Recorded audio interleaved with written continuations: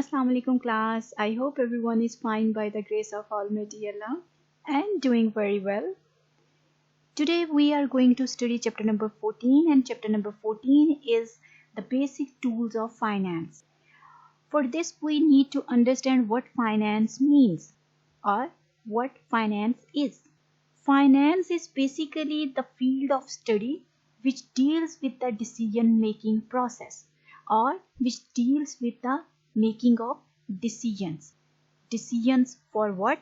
For two purposes: for allocation of resources and handling of risk. Means finance deals with the two things: allocation of resources and handling of risk. For this we use tools of finance to deal with these two purposes or these two decision makings. And tools depends upon two aspects. One aspect is time and other aspect is risk. The tools of finance which deals with the risk and which deal with the time. We are going to study these two aspects and the tools which are used to deal with these two aspects in this lecture. So let's start with the first one, that is measuring the time value of money. The first one is time. How we are going to manage our time or measure or calculate our time. First of all, see the definition of finance. What finance means: as we know, finance is the field that studies how people make decisions regarding allocation of resources over time. And the next one is, now comes present value. What present value means? Present value means the value of anything or any amount right now. अभी जो उस चीज की कीमत होगी आज के time period में, करंट टाइम पीरियड में या right now, is known as the present value of any sum of money in the future. अगर फ्यूचर में हमें फॉर एग्जांपल $200 की ऑफर की जाती है कि आज से 2 साल बाद आप $100 जो है वो ले लीजिएगा, तो वो क्या होगी? 2 साल बाद फ्यूचर वैल्यू. और उसी 2 साल बाद डॉलर ले लो आप मेरे से या आज $150 ले लो मेरे से, तो जो आपको फायदेमंद लगता है आप इन दो ऑप्शंस में से वो चूज कर लो. अगर आपको ये ऑफर करवाई जाती है तो यानी कि 150 आज ले लो या $200 मैं आपको 2 साल बाद दूंगा, तो आप ये ऑफर अवेल कर लो. तो इन दोनों ऑफर में से आप कौन सी ऑफर को या अपॉर्चुनिटी को सिलेक्ट करते हो, वो डिपेंड करती है आपकी प्रेजेंट वैल्यू के ऊपर कि $200 जो आज से आपको 2 साल बाद मिलेगा उसकी आज की प्रेजेंट वैल्यू क्या है. आज कैलकुलेट करना हो तो उसकी क्या प्रेजेंट वैल्यू होगी? आज की वैल्यू होती है प्रेजेंट वैल्यू, और 2 साल बाद या कुछ टाइम पीरियड के बाद की जो किसी चीज की वैल्यू होती है वो होती है future value. So what present value is? Present value is the value right now of some amount of money in the future. जो आपको कुछ पैसे फ्यूचर में मिलेंगे उसकी आज कितनी कीमत है वो होती है प्रेजेंट वैल्यू. अब प्रेजेंट वैल्यू आज की अगर है, फॉर एग्जांपल वो कह रहे हैं कि आज ले लें आप मेरे से $150 जो है, या 2 सालों के बाद $200 ले लीजिएगा. अब ये डिपेंड कर रहा होता है एक इंटरेस्ट रेट के ऊपर भी. यानी कि $100, अगर आज आप $100 डिपॉजिट करते हो, इन्वेस्ट करते हो, तो फ्यूचर में आपको उसके ऊपर कितने पैसे मिलेंगे, तो वो इंटरेस्ट रेट पे भी डिपेंड करता है कि जो इंटरेस्ट रेट उसके ऊपर पड़ेगा. So present value is the amount of money today. आज की कीमत होती है present value that will be needed to produce a given future amount of money. जो आपको आज पैसा चाहिए कि आज आप उसको इन्वेस्ट करें ताकि फ्यूचर में जाके आपको उससे इतनी अमाउंट मिल सके. सो वो होती है प्रेजेंट वैल्यू, जो पैसा आज आपने लगाना है ताकि फ्यूचर में आपको उससे बेनिफिट हो, यानी कि फ्यूचर में इन्वेस्टमेंट आपके वो काम आए. At a given interest rate और prevailing interest rate. Given interest rate या प्रिवेलिंग इंटरेस्ट रेट बच्चों क्या होता है? One and the same thing. ठीक है, ये एक ही चीज होती है. अब हम देखेंगे फ्यूचर वैल्यू क्या होता है. फ्यूचर वैल्यू इसकी ऑपोजिट. जैसे मैंने बात की कि आज से 2 साल बाद आपको जो है $200 मिलेगा, तो वो क्या होगी? वो फ्यूचर वैल्यू होगी. और आज अगर आप इन्वेस्ट कर रहे हैं $100 आज इन्वेस्ट करेंगे, तो 2 साल बाद आपको $2000 या $200 मिलेगा, तो वो उसकी फ्यूचर वैल्यू होगी. और 100 जो आज आप इन्वेस्ट करेंगे वो प्रेजेंट वैल्यू होगी. So future value is the amount of money in the future that an amount of money today will produce या यील्ड. जो आज आप पैसा जमा कर रहे हैं, जमा करवा रहे हैं, इन्वेस्ट कर रहे हैं, वो फ्यूचर में आपको कितना पैसा देगा, वो होगी future value of that amount which you are investing today at a given interest rate and at a specified date. एक स्पेसिफाइड डेट. अब इसमें एक स्पेसिफाइड डेट का भी जिक्र होगा. प्रेजेंट वैल्यू में हमने बात की थी इंटरेस्ट रेट. आज हम पैसा जमा कराएंगे, उसके ऊपर ये इंटरेस्ट रेट मिलेगा और 2 सालों बाद हमें फलान चीज मतलब इतना जो है उसके ऊपर मुनाफा या इतनी अमाउंट हमें मिलेगी. अब फ्यूचर वैल्यू में हमने ये बात करनी है कि आज हम जो फ्यूचर वैल्यू हमें यानी कि फ्यूचर में जो हमें एक अमाउंट मिलेगी, आज जो हम पैसा इन्वेस्ट कर रहे हैं उसके बदले में फ्यूचर में जो हमें अमाउंट मिलेगी वो होती है फ्यूचर वैल्यू।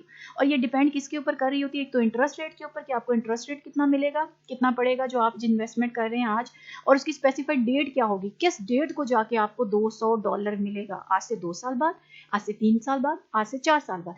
ये चीजें जब आप कॉन्ट्रैक्ट कर रहे होते हो या एग्रीमेंट कर रहे होते हो फ्यूचर वैल्यू का, तो आपने डिसाइड करना होता है भाई मुझे $200 मिलेगा, लेकिन कब मिलेगा, किस टाइम पीरियड में, किस डेट में। सो ये क्या होता है, आपने स्पेसिफाई करना होता है डेट भी और इंटरेस्ट रेट भी।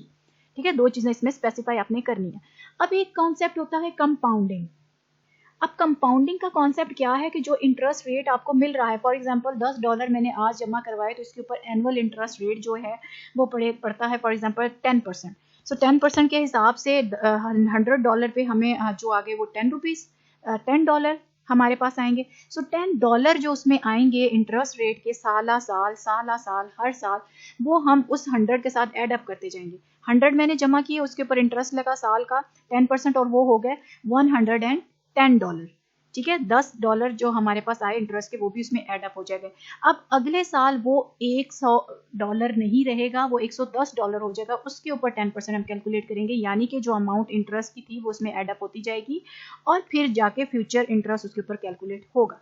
Means compounding is the process in which interest earn, जो हमने इंटरेस्ट अर्न किया, जो हमें मिला, रिमेन्स इन द अकाउंट, वो आपके अकाउंट में ही रहता है, to earn more interest in the future, ताकि आप उसके ऊपर और इंटरेस्ट अर्न कर सकें। कैसे? क्योंकि पहले $100 था, अब $110 है। जब प्राइस बढ़ाते जाएंगे तो उसके ऊपर इंटरेस्ट जो पड़ रहा है, जो इंटरेस्ट हमें मिल रहा है वो भी बढ़ता जाएगा, चाहे वो 10% ही है, लेकिन वो किसकी वजह से ज्यादा होगा, क्योंकि हमारी जो एक्चुअल अमाउंट है, असल इनिशियल अमाउंट थी वो बढ़ गई है, क्योंकि वो अब $100 नहीं है, वो 110 हो गई है, क्योंकि पिछले साल का इंटरेस्ट भी हमने उसमें इंक्लूड कर दिया। ये होती है कंपाउंडिंग। अब डिस्काउंटिंग क्या होती है बच्चों? मैंने बात की कि फ्यूचर में मुझे ये अमाउंट मिलेगी, कौन सी, $200, आज से 2 साल बाद, और आज मैं जमा करवा रही हूँ $100। सो $100 पे एक इंटरेस्ट लगा के 2 सालों में जाके मुझे $200 मिल जाएगा 2 साल बाद। अब 2 साल बाद मुझे $200 मिलेगा फॉर एग्जाम्पल, और मुझे नहीं पता कि आज मैंने कितनी अमाउंट इन्वेस्ट करनी है। वो निकालने के लिए उस $200 को मैं वापस खींच के लाऊंगी, जो इंटरेस्ट उस पर बताया हुआ है हर साल लगेगा, उसको मैं उसमें से माइनस करती जाऊंगी, यानी कि डिस्काउंट करती जाऊंगी। फ्यूचर वैल्यू से जब हमने प्रेजेंट वैल्यू निकालनी हो तो हम लोग डिस्काउंट करते हैं। ठीक है, अच्छा, डिस्काउंट का क्या मतलब है, जो इंटरेस्ट था वो हम उसमें से माइनस करते जाएंगे। डिस्काउंट क्या होता है बच्चों? जब किसी चीज पर डिस्काउंट लगता है तो वो जो एक परसेंटेज दी होती है डिस्काउंट की, फॉर एग्जांपल अभी हम 10% इंटरेस्ट रेट की बात कर रहे थे, अब 10% जो है वो आप उसमें से असल अमाउंट में से माइनस कर देंगे। डिस्काउंट तो यही होता है ना, एक्चुअल अमाउंट में से जो डिस्काउंट है, वो डिस्काउंट वाली परसेंटेज या अमाउंट उसमें से माइनस कर दें तो हमारे पास पीछे जो चीज आती है वो फिर उसकी प्राइस बन जाती है। इसी तरह से अगर हमने फ्यूचर वैल्यू से प्रेजेंट वैल्यू की तरफ आना है तो हम लोग क्या करेंगे, डिस्काउंट करेंगे, यानी कि उसमें से माइनस करते जाएंगे। और अगर हमने कंपाउंडिंग करनी है, मीन फ्यूचर वैल्यू की तरफ जाना है, तो हम इंटरेस्ट को ऐड अप करते जाएंगे। कंपाउंडिंग रिलेट कर रही होती है फ्यूचर वैल्यू के साथ, यानी कि आज के सम से हमने छलांग लगानी है फ्यूचर वैल्यू पे, प्रेजेंट वैल्यू से फ्यूचर वैल्यू की तरफ जाना है। ठीक है, और डिस्काउंटिंग क्या होती है बच्चों? ये फ्यूचर वैल्यू से प्रेजेंट वैल्यू की तरफ आने को हम लोग क्या बोलते हैं, डिस्काउंटिंग। ठीक है, what discounting is? Discounting is finding the present value for a future sum of money। जो future sum of money होता है उसकी present value को calculate करने को हम लोग क्या कहते हैं, what discounting। ठीक है, अब ये कुछ चीजें हैं जो कि हमने फार्मूला, अभी यहाँ पे मैं आपको फार्मूला बताऊंगी कि फ्यूचर वैल्यू का फार्मूला क्या होता है कैलकुलेट करने का, और प्रेजेंट वैल्यू का फार्मूला क्या होता है जो कि हम यूज करते हैं। सो इंटरेस्ट रेट को किससे हम लोग डिनोट करेंगे, आई से या आर से? अगर आई लिखा हो या आर लिखा हो स्मॉल वाला, तो इट्स मीन कि ये क्या है, ये इंटरेस्ट रेट है। या इंटरेस्ट रेट आपको कहा गया हो तो आप फार्मूला यूज कर सकते हैं इंटरेस्ट रेट का, फार्मूले में इंटरेस्ट रेट यूज कर सकते हैं आई के साथ या आर के साथ, दोनों ही करेक्ट होंगे, जो आपको इजी लगता है आप वो चूज कर लीजिए। और नंबर ऑफ ईयर्स, जो आपको साल बताए होंगे, उसको एन से डिनोट करते हैं, नंबर ऑफ ईयर्स। अब हम फ्यूचर वैल्यू का फार्मूला देखते हैं। Future value is equal to present value into, ये स्टेरिक का साइन होता है, इसको इनटू मल्टीप्लीकेशन के लिए भी यूज किया जाता है। Present value PV, present value future value FV, FV present value is equal, sorry future value is equal to present value into, ये वाला जो फैक्टर है ये 1 प्लस आई ब्रैकेट के उसकी होल के पावर ऊपर एन है। ये हमारे पास कौन सा फैक्टर है, ये वो फैक्टर है इंटरेस्ट रेट वाला। ठीक है। 1 प्लस आई हमारे पास इंटरेस्ट रेट है और एन जो उसकी होल की पार आ रही है, एन हमारे पास क्या है, नंबर ऑफ ईयर्स। इसी तरह अब हम प्रेजेंट वैल्यू का फॉर्मूला देखेंगे। प्रेजेंट वैल्यू का फॉर्मूला है P is equal to future value divided by, यहाँ मल्टीप्लाई नहीं है, यहाँ है डिवाइड, यहाँ डिवीजन कर रहे हैं। ठीक है, यहाँ पे हम मल्टीप्लाई कर रहे हैं। जब भी किसी चीज को किसी चीज के साथ मल्टीप्लाई करेंगे तो वो ज्यादा हो जाएगी, बढ़ जाएगी, लेकिन जब उसको डिवाइड करेंगे तो वो कम हो जाएगी। अब हमने बात की थी कि प्रेजेंट वैल्यू में हम लोग डिस्काउंटिंग करते हैं, यानी कि कमी लानी है। तो कमी कैसे लाएंगे, डिवाइड कर देंगे, और यहाँ पे ज्यादती कैसे लाएंगे, एडअप कैसे करेंगे, मल्टीप्लाई कर देंगे फैक्टर को। ठीक है, इंटरेस्ट फैक्टर को, यहाँ इंटरेस्ट फैक्टर को मल्टीप्लाई कर रहे हैं, यहाँ इंटरेस्ट फैक्टर के साथ डिवाइड कर रहे हैं, ताकि हम प्रेजेंट वैल्यू की तरफ जा सकें। सो ये फॉर्मूला आपने याद रखने हैं, दोनों प्रेजेंट वैल्यू का और फ्यूचर वैल्यू का, आपने कंफ्यूज नहीं होना। इसको हम अंडरस्टैंड करते हैं एक एग्जांपल से भी, ताकि आपको क्लियर हो जाए। Problem number 1 which we are going to study, the interest rate is 7%। Interest rate जो आपको दिया गया है वो 7% है। What is the present value, present value क्या होगी, इस क्वेश्चन में आपको क्लियर कह दिया गया कि आपने कौन सी निकालनी है, प्रेजेंट वैल्यू। और प्रेजेंट वैल्यू का फॉर्मूला क्या है, present value is equal to future value divided by 1 plus I whole की रेज बाय n, और future value of $150, future value of $150 to be received in 10 years, जो कि आपको 10 सालों में $150 मिलेगा, उसकी आज की आपने प्रेजेंट वैल्यू निकालनी है। यानी कि ये 10 सालों बाद हमें $150 मिलेगा, इट्स मीन कि ये फ्यूचर वैल्यू है, और 10 सालों बाद मिलेगा, इट्स मीन कि ये एन है। अब एफ भी हमें दिया हुआ है, नंबर ऑफ ईयर्स भी हमें दिए हुए हैं, इंटरेस्ट रेट भी हमें दिया हुआ है। हमने क्या निकालना है, हमने निकालना है प्रेजेंट वैल्यू। सो प्रेजेंट वैल्यू में हमें ये चीजें दी हुई हैं। ठीक है, ये इन्फॉर्मेशन हमें गिवन है जो स्क्रीन पे आपको शो हो रही है। So we want to calculate present value. और प्रेजेंट वैल्यू का फॉर्मूला क्या है, future value divided by 1 plus R, या 1 प्लस आई, एक ही बात है, होल की रेज बार एन। अब यहाँ पे इसमें हमने वैल्यूज पुट कर दी। प्रेजेंट फ्यूचर वैल्यू हमें दी हुई थी 150, 1 प्लस 0.07 इंटरेस्ट रेट, यानी कि ये परसेंटेज में था, इसको हमने 7 को डिवाइड कर दिया 100 के साथ, तो ये परसेंटेज का साइन इसके साथ से हट जाएगा और आ जाएगा 0.07, और होल की रेस बार हमारे पास आ जाएगी 10। अब इसको हम लोग सॉल्व कर लेंगे तो हमारे पास आ जाएगी प्रेजेंट वैल्यू, जो कि हमारे पास आई है 76.3। अब ये कैलकुलेशन बच्चों ध्यान से करनी है, पहले ये वाला फैक्टर सॉर्ट आउट करना है, सॉल्व करना है, जो ये नीचे वाला है। 1 प्लस 0.07 को जब एड अप किया तो ये 1.07 हो जाएगा, उसकी रेस बार आपने 10 लेनी है तो ये 1.967 हो जाएगा। फिर उसको आपने डिवाइड करना है 1/50 के साथ। ये बच्चों वाली चीजें हैं, मल्टीप्लीकेशन और डिवीजन जो मैं आपको समझा रही हूँ, इसके बाद गलती नहीं होनी चाहिए। जितनी ज्यादा प्रैक्टिस करेंगे उतना ज्यादा आपको अंडरस्टैंडिंग होगी। अब बच्चों इंटरेस्ट रेट कंपाउंडिंग क्या होती है, कंपाउंडिंग तो मैंने आपको बता दिया कि एड अप आपने करना है। अब एड अप किस किस तरीके से करना है, अगर तो इंटरेस्ट रेट कंपाउंडेड एनुअली लिखा हुआ है तो इट्स मीन साल का है, ठीक है, 1 आ जाएगा। अगर आपको बताया हुआ है कि compounded semi annually means 2, n is equal to 2। अब ये बच्चों एक साल के 2 हिस्से की बात कर रहे हैं। सेमी एनुअल मीन एक एनुअल के, एनुअल मीन एक साल के 2 हिस्से, सेमी मीन हाफ हाफ, आधा आधा। आधा आधा जब साल को, एक साल को हम लोग कर देंगे तो उसके कितने पोर्शंस बनेंगे, उसके कितने पार्ट्स बनेंगे, 2, n इज इक्वल टू 2। ठीक है, अब ये ज़हन में आपने रखना है कि ये एक साल की बात हो रही है। अगर आपको 5 साल दिए हुए हैं तो ये मल्टीप्लाई बाय 5 हो जाएगा, 2 इंटू, वो मैं आगे आपको समझाती हूँ, अभी आपने कंफ्यूज नहीं होना। क्वार्टरली अगर आपको दिया हुआ है तो n इज इक्वल टू 4 आ जाएगा। अब कैसे मैं आपको समझाऊंगी ये देखिएगा। अभी हमने जो एग्जाम्पल की थी, present value is equal to 150 divided by 1 plus 0.07 की रेस पर 10। अब हमने इसको मल्टीप्लाई बाय 4 किया। मल्टीप्लाई बाय 4 मैं क्यों कर रही हूँ बच्चों, n जो ऊपर n की वैल्यू थी, नंबर ऑफ ईयर्स 10 साल हमें दिए हुए थे। अब 10 साल उन्होंने हमें बताया कि कंपाउंडेड इंटरेस्ट रेट जो है वो क्वार्टरली हुआ है। क्वार्टरली का क्या मतलब होता है बच्चों, क्वार्टरली का मतलब होता है कि एक साल के 4 हिस्से हैं, 4 क्वार्टर्स होते हैं एक साल के अंदर। 4 क्वार्टर्स किस तरह के होते हैं, एक क्वार्टर जो होता है वो 3 मंथ्स के इक्वल होता है। 3 मंथ्स के 4 हिस्से एक साल के बनते हैं। ठीक है, तो उनको हम लोग बोलते हैं क्वार्टर। तो अगर आपसे पूछा जाए कि एक साल में कितने क्वार्टर्स होते हैं, तो 4 क्वार्टर्स होते हैं। अगर आपको इंटरेस्ट रेट क्वार्टरली दिया गया है तो इट्स मीन कि एक साल के 4 हिस्से किए गए हैं। और बच्चों इंटरेस्ट रेट जो है वो जब भी आपको दिया गया होगा, इंटरेस्ट रेट की जो फिगर होती है, जो परसेंटेज होती है, वो हमेशा एक साल की होती है, पूरे साल की। और अगर आपको पेपर में ये कहा जाता है कि interest rate compounded annually, 5% interest rate या 7% interest rate compounded quarterly, it's mean कि ये जो 7% है इसको आपने 4 से डिवाइड करना है ताकि एक क्वार्टर का आपके पास आ जाए। ताकि एक क्वार्टर का आपके पास आ जाए। सो इसको हम लोग डिवाइड कर देंगे 0.07 को 4 के साथ, ठीक है, इस तरह से। और ये अब ऊपर देखिएगा n जो है हमारे पास था, नंबर ऑफ ईयर्स हमें दिए गए थे 10।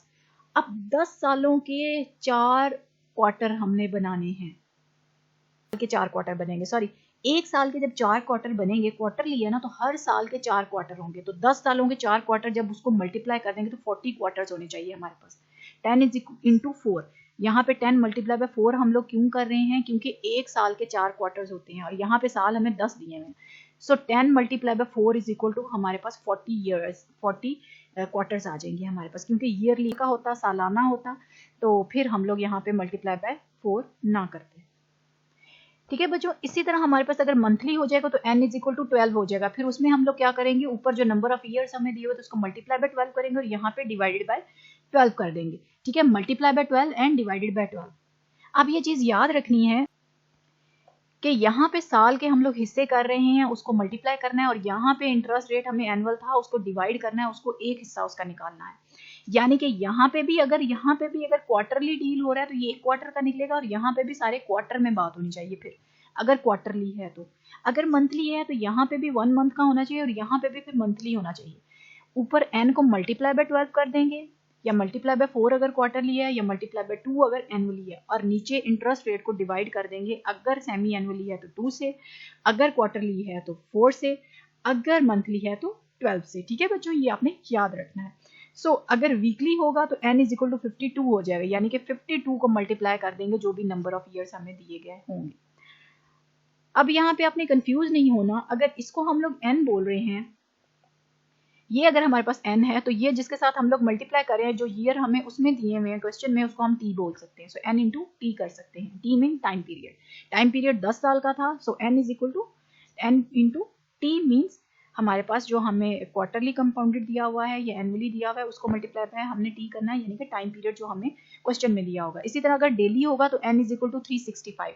365 मीन्स यहाँ पे 365 के साथ मल्टीप्लाई कर देंगे जो भी साल दिया होगा, और यहाँ पे जो इंटरेस्ट होगा उसको डिवाइड कर देंगे 365 के साथ। ठीक है, इंटरेस्ट को डिवाइड करना है, यहाँ पे ये इंटरेस्ट रेट है, इसको डिवाइड करना है, और नंबर ऑफ ईयर्स को मल्टीप्लाई करना है। ठीक है, ऊपर मल्टीप्लाई हो जाएगा, नीचे डिवाइड हो जाएगा। अब एक और प्रॉब्लम जो है उसकी हम लोग बात कर लेते हैं, problem number 2। Suppose you are depositing an amount today in an account that earns 5% interest. ठीक है, 5% इंटरेस्ट आपको मिल रहा है और आज एक अमाउंट आप सबमिट करवा रहे हो, डिपॉजिट करवा रहे हो, कंपाउंडेड एनुअली। अब यहाँ पे एनुअली कंपाउंडेड है, इसको आपने नहीं छेड़ना। ठीक है, अगर क्वार्टरली होता तो हम लोग 4 से मल्टीप्लाई करते और 4 से डिवाइड करते। If your goal is to have 5000 in the account at the end of 6 years, how much must you deposit in the account today. Account in the today, कितने पैसे आज जमा कराओगे। इट्स मीन कि हमें प्रेजेंट वैल्यू ही calculate करनी है इस क्वेश्चन में भी, क्योंकि उन्होंने कहा है आज कितने पैसे जमा करवाओगे, ताकि फ्यूचर में आपको $5000 मिल सके। कितने सालों में, 6 सालों में, और इंटरेस्ट रेट कितना है 5%।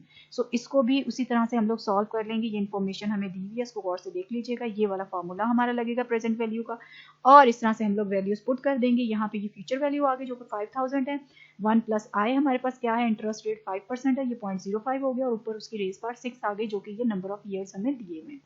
अगर ये क्वार्टरली होता तो हम लोगों ने 6 को मल्टीप्लाई बाय 4 करना था, और यहाँ पे 0.05 को डिवाइडेड बाय 4 करना था। आई को डिवाइड कर देना था, यानी कि ये आई या आर जो है इसको डिवाइड बाय 4, और इस एन को मल्टीप्लाई बाय 4 कर देना था। ऊपर मल्टीप्लीकेशन होनी थी, नीचे डिवीजन होनी थी। इस तरह से फिर हमने वैल्यूज पुट करके ये इसका प्रेजेंट वैल्यू का आंसर निकाल लिया। ये प्रेजेंट वैल्यू का इसका आंसर निकलता है।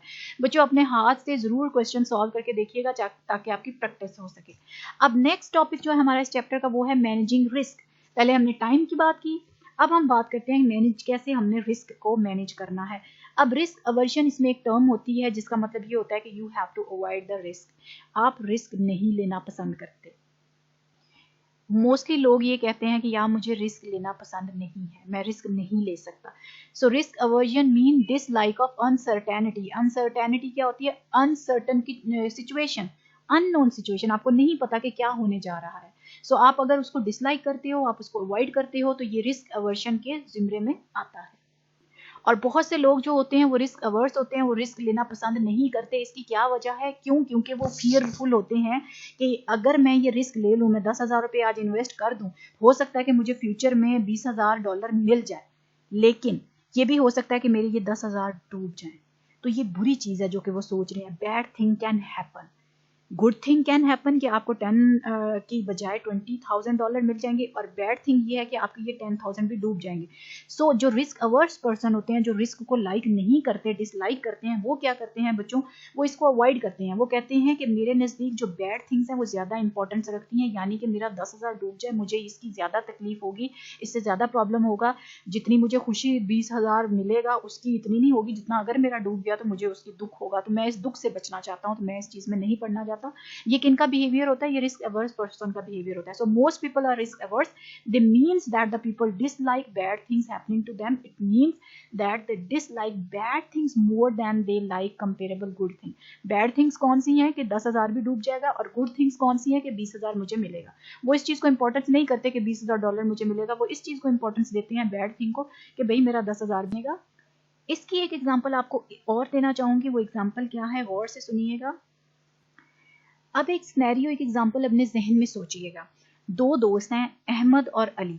अहमद कहता है कि हम लोग टॉस करते हैं, ठीक है, कॉइन के ऊपर हम लोग टॉस करते हैं। अगर कॉइन के ऊपर हेड आता है तो अली तुमने मुझे $10,000 देने हैं।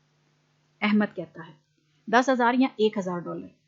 अहमद कहता है अली तुमने मुझे $1,000 देने हैं अगर मैं टॉस करूं और कॉइन पे हेड आ गया तो। और अहमद कहता है कि अगर टेल आ गई, हेड नहीं आता टेल आता है, तो मैं तुम्हें $1,000 दूंगा। किसको? अली को। अली कहता है भाई भाई मुझे इससे माफ रखो, ठीक है, मुझे ये तुम्हारी जो शर्त है या जो तुम्हारी गेम है, ये जो अपॉर्चुनिटी तुम मुझे दे रहे हो मुझे नहीं पसंद। हाँ, $1,000 मुझे मिले उसकी खुशी तो होती है, लेकिन मुझे उसकी इतनी खुशी नहीं है जितनी मुझे तकलीफ होगी कि अगर मैं हार गया, अगर जो टेल आ गई, सॉरी अगर हेड आ गया, तो मुझे तुम्हें जो $1,000 पे करना पड़ेगा। मेरे लिए वो बहुत तकलीफ भी है। मुझे इतनी खुशी $1,000 मिलने की नहीं है जितनी तकलीफ मुझे $1,000 पे करने की है, ठीक है। तो मैं इस चीज को ज्यादा इंपॉर्टेंस देता हूँ कि अगर मैं हार गया तो मुझे पे करना पड़ेगा, इसलिए मैं तुम्हारे साथ ये गेम नहीं खेलता। तो ये किसका बिहेवियर है? ये एक रिस्क अवर्स पर्सन का बिहेवियर है, वो इस तरह से बिहेव करेगा। इस एग्जांपल को देखिएगा। Suppose a friend offer you the following opportunity, he will toss a coin, if it comes head up he will pay you $100, but if it comes up tails you will have to pay him $100. Would you like to accept the bargain? You wouldn't if you were risk averse. अगर आप risk averse person हो तो आप इस जो opportunity को avail नहीं करोगे, जैसे कि मैंने आपको पहले explain किया। For a risk averse person, the pain of losing 1,000 would exceed the pleasure for winning 1,000। यानी कि अगर वो 1,000 को लूज कर जाता है तो उसकी जितनी उसको तकलीफ होगी, पेन होगी, वो उसके लिए ज्यादा इंपॉर्टेंस रखती है बशर्ते बजाय इसके कि उसको $1,000 मिल जाए, कि वो विन कर जाए, ठीक है। तो ये होता है रिस्क अवर्स पर्सन का बिहेवियर। अब हम लोग देखेंगे कौन से 3 तरीके हैं जिनसे कि हम लोग रिस्क को अवॉइड कर सकते हैं या रिड्यूस कर सकते हैं, कम कर सकते हैं। अब एक रिस्क अवर्स पर्सन है, वो रिस्क नहीं लेना चाहता, तो वो किस तरह से अपने रिस्क को, जो भी रिस्क उसको पेश है, दरपेश है, उसको कम कर सकता है। So describe the 3 ways that a risk averse person might use to reduce the risk he faces. वो कौन कौन से हैं? सबसे पहले इंश्योरेंस के थ्रू, इंश्योरेंस कंपनीज के थ्रू या इंश्योरेंस लेके आप लोग अपना रिस्क जो है उसको कम कर सकते हो। So one way to deal with the risk is insurance. Insurance के थ्रू आप लोग रिस्क क्या कर लेते हो? अपना कम कर लेते हो, रिड्यूस कर लेते हो। अब रिस्क में इंश्योरेंस में क्या होता है बच्चों? इंश्योरेंस में आपने इंश्योरेंस कंपनी को प्रीमियम पे करना होता है या इंश्योरेंस फीस पे करनी होती है। उस इंश्योरेंस फीस के बदले इंश्योरेंस कंपनी जो है वो आपको एक सिक्योरिटी देती है, आपको सिक्योर कर देती है, भाई अगर कोई इस तरह की नागहानी सूरत होगी तो हम लोग तुम्हारा सारा जो है नुकसान बर्दाश्त करेंगे, सारा या कुछ उसका पोर्शन, कुछ परसेंटेज या सारी। अभी कोरोना की जो करंट सिचुएशन चल रही है इसमें बच्चों वेस्ट में क्या है, गवर्नमेंट ने ये जो है अनाउंस किया है। अगर हम स्पेसिफिकली इंग्लैंड की बात करें तो वहाँ पे ये अनाउंस हुआ है कि जो गवर्नमेंट एम्प्लॉयज़ हैं, ठीक है, जो गवर्नमेंट के एम्प्लॉयज़ हैं उनको गवर्नमेंट सैलरीज पे करेगी 80%, गवर्नमेंट पे करेगी और 20% कंपनी पे करेगी। तो ये क्या है? ये पार्टली है, पार्टली यू हैव टू पे दैट, मतलब कुछ हिस्सों में आपने पे करना है, आधा हिस्सा, आधे से भी बहुत कम 20%, ठीक है, जो है वो 25% या 20% जो है वो कंपनी पे करेगी और 80% जो है वो गवर्नमेंट पे करेगी। तो इसको क्या कहते हैं? पार्ट पेमेंट या पार्टली पेमेंट। सो अब एक तरीका ये है कि इंश्योरेंस के थ्रू आप अपना जो रिस्क है उसको रिड्यूस कर लो। सो जो रिस्क लोग फेस कर रहे होते हैं वो क्या करते हैं, pay a fee to insurance company which in return agrees to accept all other part of the risk, उनके रिस्क का कुछ हिस्सा। ठीक है, इंश्योरेंस कंपनी की अब जो इंश्योरेंस होती है जो वो प्रोवाइड करती हैं उसकी कुछ टाइप्स होती हैं, डिफरेंट टाइप्स हैं, like car insurance, life insurance, हमारे पास हेल्थ इंश्योरेंस आ जाती है, फायर इंश्योरेंस आ जाती है। ये सारी क्या है, उसकी टाइप्स हैं, किसकी, इंश्योरेंस की। ठीक है बच्चों, अब इसमें से एक इंश्योरेंस का मैं थोड़ा सा एक्सप्लेन कर देती हूँ। फॉर एग्जांपल कार इंश्योरेंस है। कार इंश्योरेंस में ये होता है कि आप लोग अपनी गाड़ी को इंश्योर करवा लेते हो, अल्लाह ना करे कि अगर कोई एक्सीडेंट या इस तरह की नागहानी सूरत हाल होती है तो इंश्योरेंस कंपनी आपको वो क्लेम्स जो होते हैं वो आपके पे कर देती है, जो आपका नुकसान हुआ होता है। बेसिकली बच्चों इंश्योरेंस कंपनी क्या होती है, एक गेम कर रही है हमारे साथ, गैम्बलिंग टाइप एक चीज है। लाइक आपको जरूरी तो नहीं है कि जो रिस्क है वो हो ही हो। आपने अगर फायर इंश्योरेंस ली हुई है, इट डजंट मीन कि आपका घर में आग जो है अल्लाह ना करे कि वो लगेगी। ऐसा तो नहीं है, बहुत रेयर, बहुत कम चांसेस होते हैं कि फायर जो है वो आपके घर में लग जाए और आपका नुकसान हो जाए। लेकिन आपने इंश्योरेंस कंपनी को तो पेमेंट करनी ही करनी है, इंश्योरेंस प्रीमियम तो पे करना ही करना है। उसके बदले में आपको क्या मिल रहा है, कुछ भी नहीं, सिर्फ ये है कि माइंड सेटिस्फेक्शन मिल रही है, आपका माइंड जो है वो पीसफुल हो रहा है कि अल्लाह ना करे अगर कोई नागहानी सूरत हाल होती है, अगर कोई टेंशन वाली सूरत हाल होती है तो मैं कोई टेंशन नहीं लूंगा, मेरी सारी टेंशन इंश्योरेंस कंपनी बेयर करेगी, मुझे वो पे करेगी। ठीक है, you may not face the risk, हो सकता है कि आपको कोई रिस्क ना हो, लाइक जैसे फायर इंश्योरेंस की मैंने एग्जांपल दी, हो सकता है कि आपको फायर का कोई रिस्क ना हो, कि आपका घर ना जले, but you pay the insurance premium and receive nothing but a peace of mind. अब यही बात मैंने बच्चों आपको एक्सप्लेन की कि आपको सिर्फ पीस ऑफ माइंड या सेटिस्फेक्शन मिलती है। ठीक है बच्चों, अब जो है हम लोग देखते हैं कि इंश्योरेंस कंपनी का रोल क्या होता है। रोल क्या है इंश्योरेंस कंपनी का, वो ये है कि वो आपके रिस्क को एलिमिनेट नहीं करती। ऐसा नहीं है कि अल्लाह माफ करे मैंने इंश्योरेंस करवा ली, अपनी गाड़ी की कार इंश्योरेंस ले ली है तो मेरी गाड़ी का कभी एक्सीडेंट ही नहीं होगा। मैंने इंश्योरेंस करवाई है इसका मतलब इंश्योरेंस कंपनी ने भाई ठप्पा लगा दिया, मोहर लगा दिया कि इस गाड़ी का एक्सीडेंट हो ही नहीं सकता, जो मर्जी कर लो। ऐसा नहीं है, जो मेरा रिस्क था एक्सीडेंट होने का उसको वो एलिमिनेट नहीं कर रही। एलिमिनेट का मतलब होता है खत्म नहीं कर रही, हाँ स्प्रेड कर रही है, मेरी टेंशन खत्म कर रही है, मेरा रिस्क जो है वो अपने कंधों पे उठा रही है। ठीक है, मेरी टेंशन अपने कंधों पे उठा रही है कि अगर नुकसान होता है तो हम लोग तुम्हें पे करेंगे। So role of insurance company is not to eliminate the risk but to spread the risk around more efficiently. उसको जो है स्प्रेड अराउंड कर देती है। सो अब दो तरह के प्रॉब्लम्स होते हैं जो कि इंश्योरेंस कंपनीज को बियर करने पड़ते हैं। वो प्रॉब्लम्स कौन कौन से हैं? सबसे पहले आ जाता है एडवर्स सिलेक्शन, बुरी सिलेक्शन। एडवर्स सिलेक्शन, बुरी सिलेक्शन मीन्स क्या मतलब, जिन लोगों को ज्यादा रिस्क होता है वही इंश्योरेंस की तरफ जाते हैं।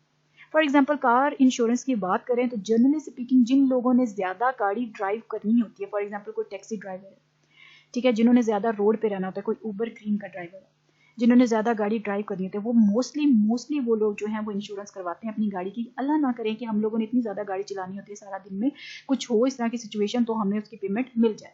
सो क्या जिनको हाई रिस्क होता है वो ही इंश्योरेंस को ज्यादा अप्लाई करते हैं। So a high risk person is more likely to apply for the insurance than a low risk person, because a high risk person would benefit more from the insurance protection.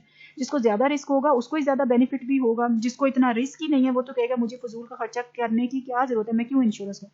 आप और हम में से कितने लोग हैं जिन्होंने इंश्योरेंस करवाई हुई है, लाइफ इंश्योरेंस या फिर car insurance, any sort of insurance, health insurance? बहुत कम परसेंटेज होगी, क्योंकि हम लोग अल्लाह तवक्कल करते हैं कि ऐसे चांसेस बहुत कम होते हैं।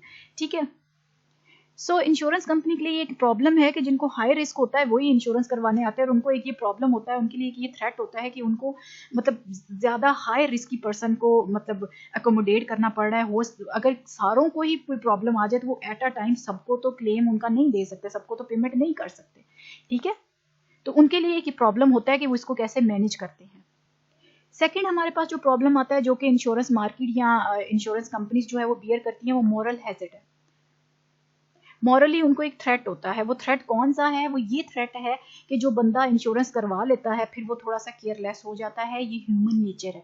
अगर आपकी गाड़ी की कार इंश्योरेंस हुई भी है तो आप थोड़े से केयरलेस हो जाओगे, आप उतनी एहतियात नहीं करोगे जितनी आप पहले करोगे अगर आपने इंश्योरेंस नहीं करवाई हुई। जब आप इंश्योरेंस करवा लोगे तो आप थोड़े से केयरलेस हो जाओगे, यार अल्लाह ना करे अगर मेरी गाड़ी लग भी जाती है तो मुझे इंश्योरेंस कंपनी पे कर देगी, सो डजंट मैटर। ठीक है, so after people buy insurance they pay less incentive to be careful, वो केयरफुल नहीं होते मीन्स कि वो केयरलेस हो जाते हैं। After people buy insurance they have less incentive to be careful, वो कम इंसेंटिव्स या अपनी एफर्ट जो है वो पुट करते हैं केयरफुल होने में about their risky behaviour because the insurance company will cover much of their resulting losses.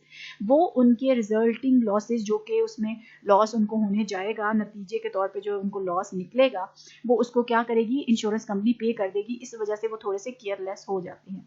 अब हमारे पास सेकंड जो मेथड है या सेकंड जो तरीका है, second way of reducing the risk, वो कौन सा है, diversification. Diversification of firm specific risk. Firm specific risk की यहाँ पे क्यों बात की गई है वो आगे चल के आपको बताती हूँ। सबसे पहले हमने अंडरस्टैंड करना है व्हाट डाइवर्सिफिकेशन मीन्स। डाइवर्सिफिकेशन का मतलब ये है कि आपने अपने रिस्क को इनलार्ज कर लेना है, एक्सपेंड कर लेना है, स्प्रेड कर देना है। ठीक है, जितना रिस्क आप अकेले पहले बियर कर रहे थे अब उसको आपने डाइवर्सिफाई कर दिया। यहाँ आपने अपनी इन्वेस्टमेंट एक जगह पे नहीं की, मुख्तलिफ जगह पे किया, तो इसको इस इन्वेस्टमेंट को क्या कहते हैं, डाइवर्सिफाई इन्वेस्टमेंट। बच्चों एक एग्जांपल आपको देना चाहूंगी यहाँ पे कि एनरॉन 2002 में एक बड़ी फेमस कंपनी थी एनरॉन। वो एक अमेरिकन एनर्जी कंपनी है, ठीक है, कंपनी थी जो कि बैंकरप्ट हो गई थी 2002 में। बैंकरप्ट क्यों हुई थी कि इन्होंने कुछ फ्रॉड किए थे, कुछ फेक इन्होंने डॉक्यूमेंटेशन जो है अकाउंटिंग की वो प्रोवाइड की थी, जिसकी वजह से ये क्या हो गए थे कि बैंकरप्ट हो गए थे। बैंकरप्ट वो लोग होते हैं या वो कंपनीज होती हैं, बैंकरप्ट मींस जो कि अपने कर्जा जो है वो पे आउट नहीं कर सकते, वो क्या हो जाते हैं, वो बैंकरप्ट हो जाते हैं, विच आर अनएबल टू पे देयर डेट्स। अब उसमें क्या हुआ था कि काफ़ी सारे जो उनकी हायर अथॉरिटीज़ थी उनके ऊपर काफ़ी सारे ट्रायल्स चले थे, उनकी प्रोसिक्यूशन हुई थी और फिर उनको प्रिजनमेंट हुई थी, उनको सज़ा भी मिली थी, वो जेल में चले गए थे उनकी जो हायर अथॉरिटी। अब जो लोअर स्टाफ था उसको बच्चों बहुत नुकसान हुआ था क्योंकि उन्होंने अपनी सारी उम्र जो थी वहाँ पे अब जॉब करने में गुजार दी हुई थी और उनकी रिटायरमेंट करीब थी और उनको बेनिफिट्स मिलने थे, जो कि इस कंपनी के बैंकरप्ट होने की वजह से और बंद होने की वजह से सारे के सारे मलिया मिट हो गए और उन्हें कुछ भी नहीं मिला क्योंकि कंपनी ही बैंकरप्ट हो गई थी। क्या हुआ था, several of the company's top executives were prosecuted and end up going to the imprisonment, and the saddest part of the story however involved thousands of the lower level employees। ठीक है, not only did they lose their job, उन्होंने अपनी job भी जो थी वो गंवा दी थी, but many of them lost their life savings। life saving means कि जो उनको मिलना था एंड पे ग्रेजुटी वगैरह, पेंशन वगैरह, वो भी उनकी चली गई। The employees had about 2/3 of their retirement fund in the Enron stock which become worthless। अब उनके 2/3 यानी कि हाफ से भी ज्यादा, ठीक है, जो रिटायरमेंट के जो फंड थे उन्होंने इन्वेस्ट किए हुए थे स्टॉक के अंदर, एनरॉन के स्टॉक के अंदर, जो कि बिल्कुल ही वर्थलेस हो गए थे, यानी कि जिनकी कोई वैल्यू नहीं रह गई थी। क्यों, कंपनी के बैंकरप्ट होने की वजह से उनको ये प्रॉब्लम हुआ। और अगर इसकी हम लोकल एग्जांपल देखें तो वो हैस्को की है। HESCO mean Hyderabad electric supply company, ये भी ब्लैक लिस्ट हो चुकी हुई है, ठीक है। और कंपनियां जब ब्लैक लिस्ट या बैंकरप्ट होती हैं तो उनका बहुत ज़्यादा नुकसान किन के ऊपर होता है, एम्प्लॉयज़ के ऊपर, क्योंकि उनकी लाइफ सेविंग्स जो हैं या उनके रिटायरमेंट फंड्स जो हैं वो ज़ाया हो जाते हैं, उनको कुछ भी नहीं मिलता।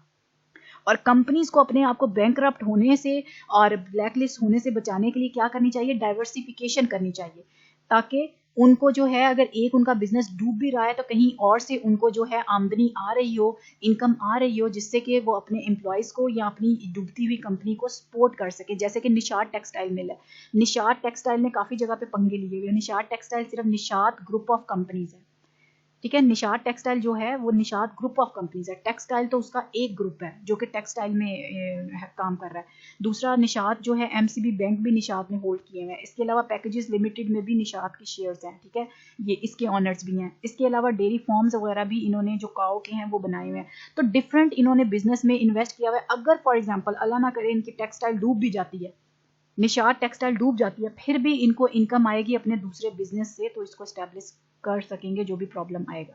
So don't put all your eggs in one basket. One basket में अपने सारे एग्स ना रखें, एक जगह पे इन्वेस्टमेंट ना करें। अगर एक बास्केट अगर गिर जाती है जिसके अंदर आपने सारे अपने एग्स रखे हुए, जो आपके पास आपने खरीदे हुए थे एग्स, अगर आप एक बास्केट में रखते हैं तो अगर वो बास्केट गिर जाती है तो वो सारे एग्स क्या हो जाएंगे, टूट जाएंगे। हाँ, अगर आपने उस बास्केट में कुछ एग्स रखे हुए हैं और कुछ आपने रेफ्रिजरेटर में महफूज रखे हुए हैं तो वो बच जाएंगे अगर बास्केट गिरती भी है। तो इसी तरह ये इन्वेस्टमेंट को समझाने के लिए उन्होंने कहा हुआ है कि diversification is the reduction of risk by replacing a single risk with a large number of smaller unrelated risk example Nishar textile की और ऑटो कंपनी की। एग्जाम्पल निशार टेक्सटाइल की मैंने आपको दे दी। ऑटो कंपनी क्या करती है बच्चों? ऑटो कंपनी न्यू रेंजेस जो है वो इंट्रोड्यूस करवाती है, न्यू गाड़ियाँ, ट्रक वगैरह, या वो अपनी रेंज को एक्सपेंड करती है, या न्यू वैरायटी ऑफ कार्स को इंट्रोड्यूस जब करवाती है तो बेसिकली वो डाइवर्सिफिकेशन कर रही होती है। अगर एक मॉडल उनका फ्लॉप हो भी जाता है, फॉर एग्जाम्पल जैसे कि सुजुकी की अगर बात हम करें तो जैसे सुजुकी लियाना जो है वो फ्लॉप हो गई थी, अगर वो फ्लॉप हो भी गई है तो सुजुकी की और बहुत सी गाड़ियां हैं जो कि जिन पे उनका बिजनेस चल रहा है। ठीक है, तो ये होती है diversification, new variety of products या डिफरेंट जगह पे इन्वेस्ट करना, डिफरेंट गाड़ियों में, डिफरेंट रेंज में, डिफरेंट वैरायटी में इन्वेस्ट करना अपने बिजनेस को, ये कहलाता है डाइवर्सिफिकेशन, और इससे आपका रिस्क जो है वो कम होता है। सो अब डाइवर्सिफिकेशन हम करेंगे कैसे? How to do diversification? Diversification जो है वो पोर्टफोलियो के थ्रू की जाती है।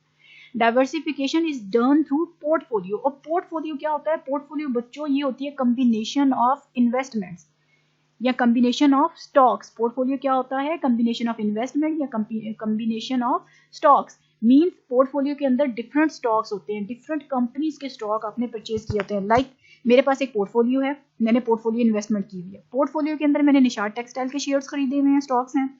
इसके अलावा मेरे पास हैं HBL के शेयर्स, इसके अलावा नेशनल बैंक के मैंने शेयर्स खरीदे हुए हैं। तो ये मैंने क्या किए हुए हैं? डिफरेंट एक पोर्टफोलियो है मेरे पास। पोर्टफोलियो को आप एक बास्केट कह लें समझने के लिए, और उस बास्केट के अंदर क्या है? डिफरेंट स्टॉक्स मैंने परचेज किए हुए हैं। वो पोर्टफोलियो जो है, पोर्टफोलियो इज अ बास्केट और the combination of different stocks और इन्वेस्टमेंट, जिसके अंदर डिफरेंट टाइप्स ऑफ इन्वेस्टमेंट है। सो पोर्टफोलियो का जो रिस्क होता है वो हमेशा कम होता है, क्योंकि इसके अंदर डिफरेंट टाइप्स ऑफ स्टॉक्स हैं। जितने ज्यादा स्टॉक्स होंगे उतना ज्यादा रिस्क कम होगा। Risk of a portfolio stocks depends upon the number of the stocks in the portfolio. More stocks in the portfolio, less risk will be there. जितने ज्यादा stocks होंगे उतना रिस्क कम होगा। ठीक है, अगर 40 स्टॉक्स हैं एक जगह पे, यहाँ 60 स्टॉक्स हैं, ठीक है, एक पोर्टफोलियो के अंदर 40 स्टॉक्स हैं और एक पोर्टफोलियो के अंदर 60 स्टॉक्स हैं, तो इन दोनों पोर्टफोलियोज में से कौन सा पोर्टफोलियो जो है वो लेस रिस्की होगा? ऑब्वियसली जिसके अंदर ज्यादा स्टॉक्स हैं, मीन 60 स्टॉक वाला जो पोर्टफोलियो है वो लेस रिस्की होगा। ठीक है बच्चों, क्यों? क्योंकि उसके अंदर नंबर ऑफ स्टॉक्स ज्यादा हैं। जितने ज्यादा नंबर ऑफ स्टॉक्स होंगे पोर्टफोलियो में वो उतना ज्यादा डाइवर्सिफाई होगा और उतना ज्यादा उसका रिस्क कम होगा। क्यों? जितना ज्यादा डाइवर्सिफाई होगा उतना ज्यादा रिस्क कम होगा। जितनी ज्यादा जगह पे आपने इन्वेस्टमेंट की होगी उतने ज्यादा चांसेस हैं कि आपका रिस्क कम होगा।